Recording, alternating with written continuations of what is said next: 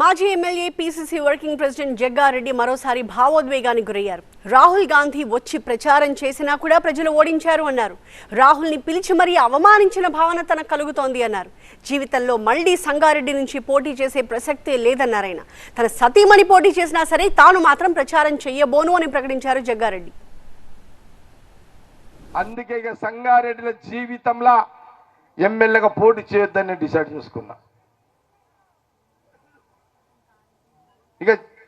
ఇక చెయ్య సంగారెడ్డి నియోజకవర్గంలో జీవితంలో ఎమ్మెల్యేగా పోటీ చేయాలి. నేను ఎంత పెద్ద అవమానం. ఒక్క ఇందిరాగాంధీ మన్మడు సంగారెడ్డికి వచ్చిన తర్వాత జగ్గారెడ్డి కోసం భుజం మీద చేసిన ఒక రాహుల్ గాంధీ ముందు ఎక్కడ పోయారు? సంగారెడ్డి ఏం ఆలోచన చేసిర్రు? మేధావులు ఎక్కడ పోయారు? చదువుకున్న వాళ్ళు ఎక్కడ పోయారు?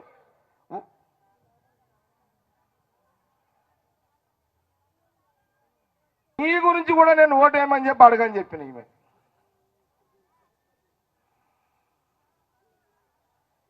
నేను రాష్ట్రంలో ఎవరినన్నా పోయి కాంగ్రెస్ ఓటేయండి అని అడుగుతా. ఇప్పుడు వీడు మున్సిపల్ చైర్మన్ క్యాండిడేట్ అన్నాడు. అరే నీకు నేను ఓటేయమని చెప్పి అడగరని చెప్పిన వీనికి. ఇక వీళ్ళు మున్సిపల్ చైర్మన్ చేస్తారా, మీరు ఓడగొట్టుకుంటారా, మీ ఇష్టం. అరే వీనికి చెప్పిన, అరే నేను నీకైతే ఓటేయమని చెప్పి అడగా. నీకు 38 వార్డులల్లో 25 మంది వార్డులు నిన్ను గెలిపిస్తే నువ్వు చైర్మన్గా, కానీ నేను నీకోసం నేనైతే ఓటు అడగా.